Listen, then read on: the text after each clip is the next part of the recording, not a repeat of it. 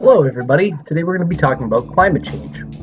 This is a big topic, so I'm just going to give you the big picture idea about it, and you can do some research if you want to find out more specifics. The Earth as we understand it, right, is 4.6 billion years old, give or take.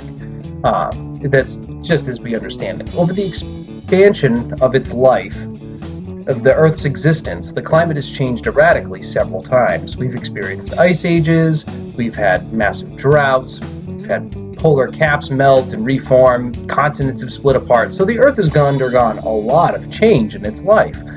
So people ask all the time, well, what's the big deal? The climate always changes.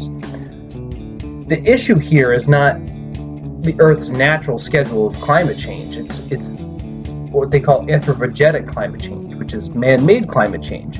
And it's not about how the climate is changing so much as how fast the climate is changing. That's the big concern with climate change.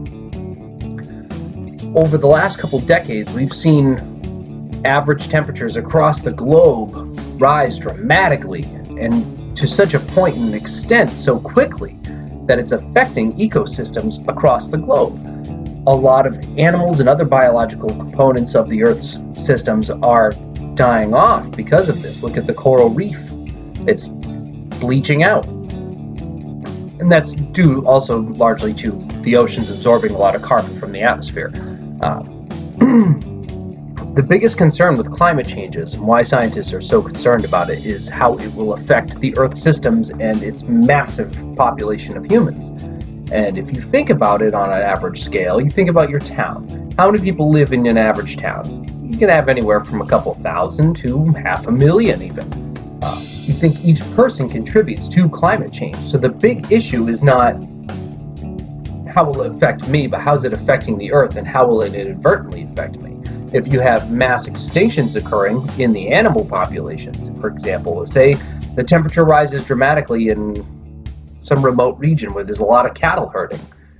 If those cattle can't adapt to the rising temperatures, the sudden change in temperatures, they die off. And then how are you going to get your hamburgers? Meat prices will go through the roof. So that's just one example of how it can affect you in your everyday life. The big issues at hand are the ice caps melting, and the reason for that is people are afraid of sea level rise. Now you might think, well, if the ice is already there, it just melts, it's in a liquid form, how's it going to affect anything? Well, it's not just the ice melting, it's the fact that it's also covering large deposits of methane gas, which is also a greenhouse gas, which will trap more carbon dioxide in the atmosphere.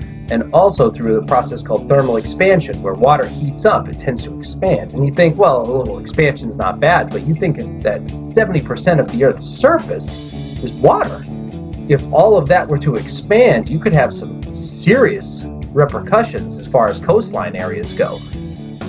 Scientists are generally moderate with their estimations on how bad things will be. You'll hear a lot of things. Some people will be worst case scenario, Florida will be completely submerged. That may not be the case. The problem here is that although 99% of scientists will agree that there is anthropogenic climate change, nobody can give you a clear idea exactly how that's going to affect the Earth and what to expect. They can give you general ideas, but nobody knows for sure because Earth is a massive complex system. We're not talking about climate change in one region. We're not talking about how climate change is going to affect just North Dakota. We're talking about the entire Earth. And you think of all the processes, the natural processes that occur in the Earth.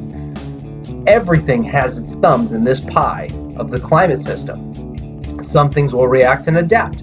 Some things won't. Some things will fall apart. The problem is we have such a large human population across the globe that any change, any dramatic change, can be devastating for certain populations. For example, if along the equatorial belt region, where you have all the rainforests and all the heavy rainfall and all these great, beautiful jungles and the Amazons and everything else, if those were to suddenly experience huge, dramatic temperature increases, and I'm not talking like thousands of degrees, it's not like it's going to be the surface of the sun, but even so much as, let's say, 5 degrees increase, you could lose a lot of the biodiversity. Trees could start dying out, and it also could shift the wind patterns, meaning there would be less precipitation there. Less precipitation means less vegetation. Less vegetation means less food. And there's a lot of people that depend on exports from those regions. You think about the Middle East. The Middle East is experiencing large droughts and they're having massive wars. A lot of the rallies are saying it's because of lack of food and the government is unable to assist them with feeding them. And that's a basic human need. Everybody needs food. The big issue in here is not, does that mean I have to stop driving my car? Well, not necessarily. We have to start seriously considering using alternative methods of power to find our power. That means our coal-fired electric plants. We have to start looking at other alternative sources. And it doesn't mean you have to immediately stop using everything. It just means we need to be concerned and careful about how we're using it and what we're using it for. So, that's all I have to say on it. Good luck, do your research, and educate yourself.